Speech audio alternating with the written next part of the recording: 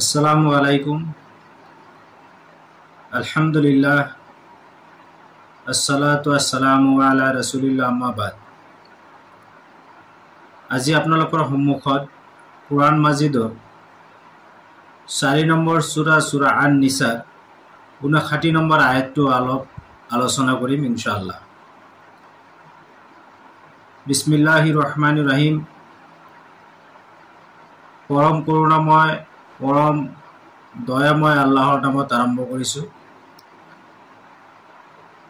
ইয়া আইয়ুহাল্লাযীনা আমানু আতিউল্লাহা ওয়া আতিউর রাসূলা ওয়া উলিল আমরি মিনকুম ফাইন তানাজাতুম ফি শাইইন ফারুদ্দুহু ইলাল্লাহি ওয়া রাসূলি ইন কুনতুম তুমিনুনা বিল্লাহি ওয়াল ইয়াউমিল আখিরি জালিকা খায়রুম ওয়া আহসানু তাবিল।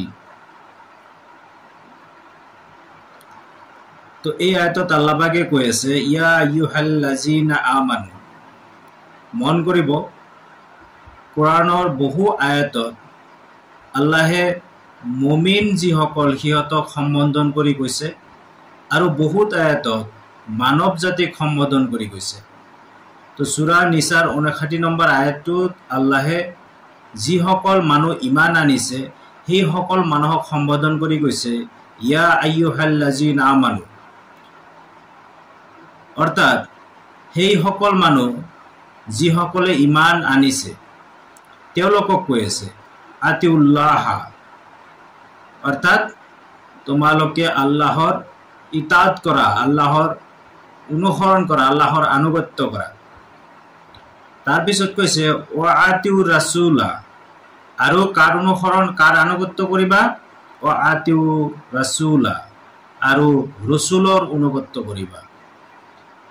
তাৰপিছত কৈছে ওয়া উলিল আমৰি মিনকুম, আৰু তোমালোকৰ মাজত যিসকল দায়িত্বশীল, যিসকল জ্ঞানী, যিসকলে কোৰাণৰ বিষয়ে জানে, যিসকলে নবীৰ বিষয়ে জানে, তেনেকুৱা মানুহক অনুসৰণ তোমালোকে কৰা। তাৰপিছত কৈছে ফাইন তানাজাতুম, আৰু তাৰপিছত যদি তোমালোকৰ মাজত মতভেদ হয়, কোনো এটা বিষয় লৈ যদি মতভেদ হয়, ফি শাইইন, কোনো কিছু বিষয় লৈ, তেতিয়া তোমালোকে কি কৰিবা, ফাৰুদ্দুহু ইলাল্লাহি ওয়া ৰাসূলি, তেতিয়া তোমালোকে ফাৰুদ্দুহু, সেই বিষয়টো তোমালোকে পঠিয়াই দিবা, সেই বিষয়টো তোমালোকে ঘূৰি আহিবা ইলাল্লাহি, আল্লাহৰ প্ৰতি। তাৰপিছত ওয়া ৰাসূলি, আৰু ৰাসূলৰ প্ৰতি। অৰ্থাৎ যদি তোমালোকৰ মাজত কোনো বিষয় লৈ মতভেদ মতানৈক্য দেখা যায়, তেনেহলে তোমালোকে কি কৰিবা, আল্লাহৰ ফালে আহিবা আৰু ৰাসূলৰ ফালে আহিবা। তাৰপিছত কৈছে ইন কুনতুম তুমিনুনা বিল্লাহি ওয়াল ইয়াউমিল আখিৰি, আৰু তোমালোকে যে ঘূৰি আহিবা, এইটো কোনবিলাক মানুহে ঘূৰি আহিব, সেইবিলাক মানুহৰ বৰ্ণনা দি আল্লাহে কৈছে ইন কুনতুম তুমিনুনা বিল্লাহি, যদি তোমালোকে আল্লাহৰ ওপৰত যদি ইমান আনি থাকা, তেনেহলে অল ইয়াউমিল আখিৰি, আৰু আখিৰাতৰ প্ৰতি যদি তোমালোকে ইমান আনা, তেনেহলে তোমালোকে কি কৰিবা, যদি তোমালোকৰ মাজত কোনো মতানৈক্য হয়, তেনেহলে সেই বিষয় আল্লাহৰ ওচৰলৈ লৈ যাব দিছে আৰু ৰাসূলসকলৰ ওচৰত লৈ যাব দিছে। তাৰপিছত আল্লাহে কৈছে জালিকা খায়ৰু ওয়া আহসানু তাবিল, আৰু এইটোই হৈছে ফলাফলৰ ফালৰ পৰা উত্তম। এতিয়া আহো অলপ পৰ্যালোচনা কৰো। ইয়াতে আল্লাহে কৈছে ইয়া আইয়ুহাল্লাযীনা আমানু, ইমান আনতাসকল, যিসকলে তোমালোকে ইমান আনিছা, সেই সকলক কৈ আছে আল্লাহে আতিউল্লাহা ওয়া আতিউৰ ৰাসূলা। আতিউল্লাহা, আল্লাহৰ আনুগত্য কৰা। এতিয়া প্ৰশ্ন হ'ব, আমি আল্লাহৰ আনুগত্য কেনেকৈ কৰিম? আমিতো আল্লাহক দেখা নাই, আল্লাহেতো আমাৰ লগত কথা নাপাতে, গতিকে আমি কেনেকৈ এজন অদৃশ্য ব্যক্তিত্বৰ আমি আনুগত্য বা অনুসৰণ কৰিম? তো ইয়ার উত্তর হইছে যে আতিউল্লাহ অর্থাৎ আল্লাহর আনুগত্য। ইয়ার অর্থ হইছে আল্লাহে জিব্রাইল আলাইহিস সালামর দ্বারা নবী মুহাম্মদ সাল্লাল্লাহু আলাইহি সাল্লামর হতুয়াই যি বাণী আল্লাহে প্রচার করাইছে সেই বাণী কোয়া হইছে কুরআন। আর এই কুরআনক অনুসরণ আনুগত্য করার নামে হইছে আতিউল্লাহ। তার পিছত কৈছে ওয়াতিউর রাসূলা, ৰাসূলৰ অনুসৰণ কৰা। এতিয়া এই ক্ষেত্ৰত আমি ক'ব পাৰি যেতিয়া ৰাসূল জীবিত আছিল তেতিয়া ৰাসূলৰ কথা, ৰাসূলৰ হুকুম, ৰাসূলৰ আদেশ সেই সময়ৰ মানুহবিলাকে মানি চলিছিল, আনুগত্য কৰিছিল। কিন্তু আমি সকলোৱে জানো কুরআন কোনো নির্দিষ্ট সময়ের বাবে প্রেরিত হওয়া নাই। কুরআন কোনো নির্দিষ্ট জাতির বাবে প্রেরিত হওয়া নাই। ই গোটেই মানব জাতির বাবে প্রেরণ হয়েছে আর সকলো সময়ের বাবে প্রেরণ হয়েছে। গতিকে এই আতিউর রাসূলা এই শব্দটোৱে কি বুজাব? আজিৰ প্ৰেক্ষাপটত যেহেতু ৰসুল আজিৰ প্ৰেক্ষাপটত জীবিত নাই, গতিকে তেখেতৰ আদৰ্শ, তেখেতে দি যোৱা আদৰ্শ, তেখেতে যি হুকুম কৰি গৈছে, যি নিষেধ কৰি গৈছে, তাৰ অনুসৰণ কৰাৰ মাধ্যমেই হৈছে আতিউৰ ৰাসূলা। আমি ইয়াতে দুটা বস্তু পালো, আল্লাহে কৈছে আতিউল্লাহ আৰু আতিউৰ ৰাসূলা। এইখিনিতে বহুতেই কব পাৰে বা মোৰ দৃষ্টিগোচৰ হৈছে কব খোজে যে আতিউল্লাহ আতিউৰ ৰাসূলা এই দুটা বস্তু প্ৰকৃততে একেই। এই ওয়াও যেটো শব্দ ইয়াতে আহিছে, ওয়াওটো অর্থাৎ বুঝাইছে যে আতিউল্লাহ ও আতিউর রাসূলা। অর্থটো কি হব? আল্লাহর আনুগত্য করা, ও আতিউর রাসূলা অর্থাৎ ৰাসূলৰ আনুগত্য কৰা। কিন্তু এই অনুবাদটো বা এই ভাবধাৰাটো সম্পূৰ্ণৰূপে ভুল, কিয়নো তাৰ পিছৰ আয়াতৰ অংশত কি কৈছে? ওয়া উলিল আমরি মিনকুম। চাওক, যদি আল্লাহর আনুগত্য করার অর্থই যদি রসুলের আনুগত্য করা হয়, ওয়াও এই শব্দটোর অর্থ যদি অর্থাৎ ধরো, তেনে তার পিছৰ অংশত ওয়া উলিল আমৰি মিনকুম ইয়াতেও অৰ্থাৎ ধৰিব লাগিব। অৰ্থাৎ আমালোকৰ মাজৰ সাধাৰণ ব্যক্তি এজনৰ অনুসৰণ আৰু আল্লাহৰ অনুসৰণ একেই। নাউজুবিল্লাহ, এইটো কেতিয়াও সম্ভৱ হ'ব নোৱাৰে। গতিকে ওয়াও শব্দটো দি ইয়াতে দুটা সত্তাক বুজোৱা হৈছে, দুটা বিষয়ক ইয়াতে সম্বোধন কৰা হৈছে। তাৰ পিছত কৈছে ওয়া উলিল আমৰি মিনকুম, আৰু কাৰ অনুসৰণ কৰিব দিছে? যে আমালোকৰ মাজত, অৰ্থাৎ আমালোকৰ মাজত যিসকল জ্ঞানী গুণী ব্যক্তি আছে, যিসকল শাসনকৰ্তা আছে, এই শাসনকৰ্তাজন ইছলামিক দেশৰ মুৰব্বী হ'ব লাগিব, আৰু সেই শাসনকৰ্তাজন কুৰআন হাদিসৰ ওপৰত প্ৰতিষ্ঠিত হ'ব লাগিব। তেনেকুৱা শাসনকৰ্তাক, দায়িত্বশীল ব্যক্তিক বুজোৱা হৈছে ওয়া উলিল আমৰি মিনকুম।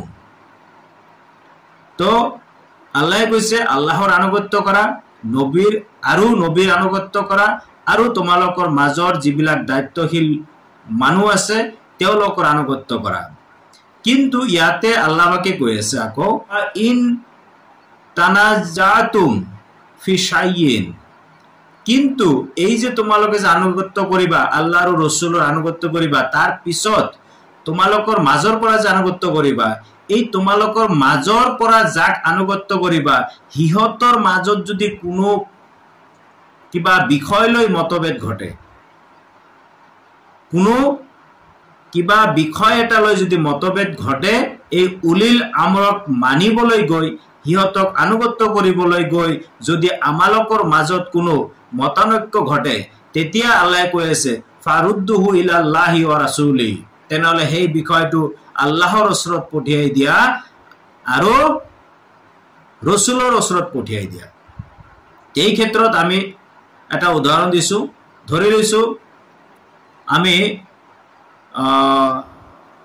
মানুহ যেতিয়া মৰে, মৰাৰ 3 দিন 7 দিন 10 দিন 40 দিন এনেকুৱা দিন হিচাপ কৰি, নাইবা দিন হিচাপ নকৰাকৈ আমি যেটো পৰম্পৰা, তামদাৰি কক, চল্লিশা কক, যি আমি খানাৰ আয়োজন কৰোঁ, ভোজ ভাতৰ আয়োজন কৰোঁ, দোৱাৰ নামত আয়োজন কৰোঁ, এই বিষয়টো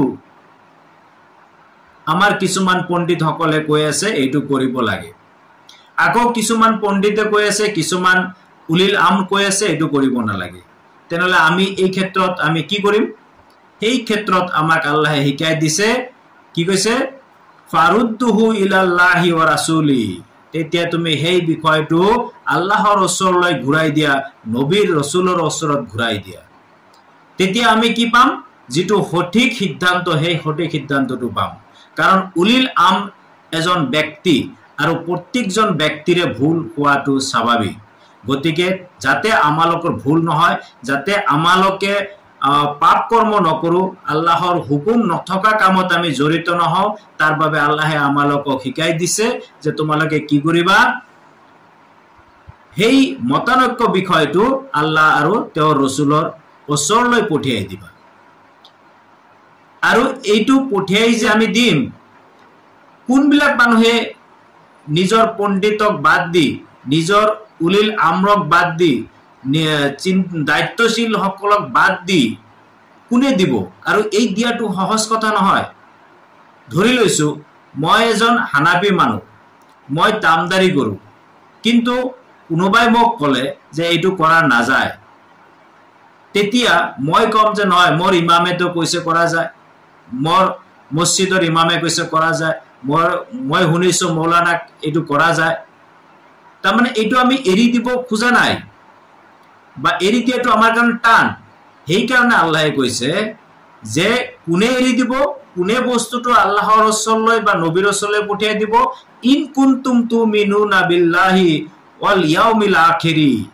যদি তুমি আল্লাহৰ ওপৰত ইমান আনা আৰু শেষ দিৱসৰ ওপৰত ইমান আনা, তেতিয়াহে তোমাৰ দ্বাৰা সম্ভৱ হ'ব সেই মতানৈক্য বিষয়টো আল্লাহ আৰু ৰসুলৰ ওচৰলৈ পঠিয়াই দিয়া। অন্যহাতে আমি কেতিয়াও এই মতানৈক্য বিষয়টো আমি আল্লাহ আৰু ৰসুলৰ পৰা ফয়সালা নলওঁ। কেতিয়া ল'ম? যেতিয়া আমি আল্লাহৰ ওপৰত আৰু আখিৰাত দিৱসৰ ওপৰত আমি ইমান আনিম। তাৰপিছত আল্লাহে কৈছে জালিকা খাইৰু ওয়া আহসানু তাবিল। আৰু এইটোই হৈছে পৰিণতিৰ ফালৰ পৰা উত্তম। অৰ্থাৎ আমি যদি এনেকুৱা কৰোঁ যে ধৰি লৈছো কোনো এটা বিষয়লৈ মতানৈক্য হৈছে, সেই বিষয়টো আমি কি কৰিছো? নবী ৰসুলৰ ওচৰত আৰু আল্লাহৰ ওচৰলৈ পঠিয়াই দিলো। দেখা গ'ল কোৰাণত এইটো এনেকুৱা আছে, হাদিছত এইটো এনেকুৱা আছে, কিন্তু আমাৰ পণ্ডিতে, আমাৰ ইমামে, আমাৰ মৌলানাই যি কৈছে সেইটো ঠিক হোৱা নাছিল, আৰু যিটো সঠিক সেইটো কোৰাণত আছে, হাদিছত আছে। তেতিয়া আমি সেইটো মানি লম।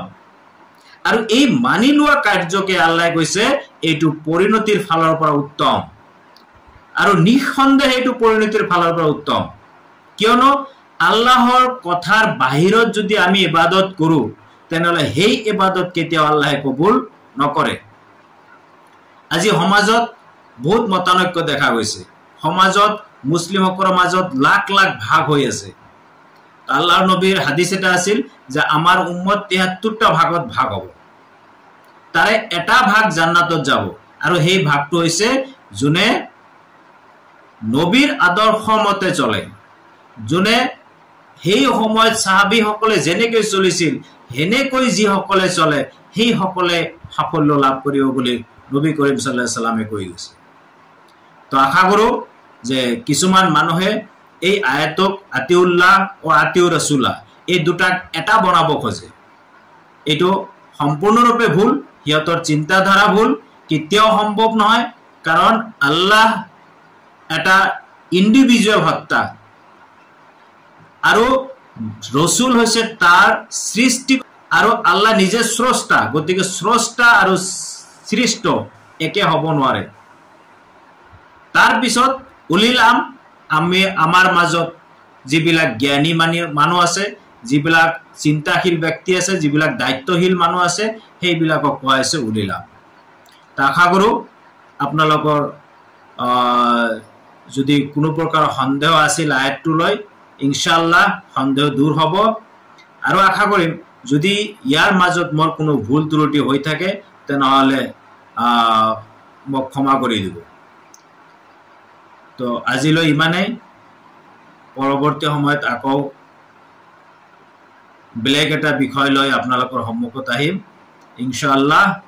তো আজিৰ বাবে ইমানেই। আসসালামু আলাইকুম ওয়া ৰাহমাতুল্লাহি ওয়া বাৰাকাতুহু।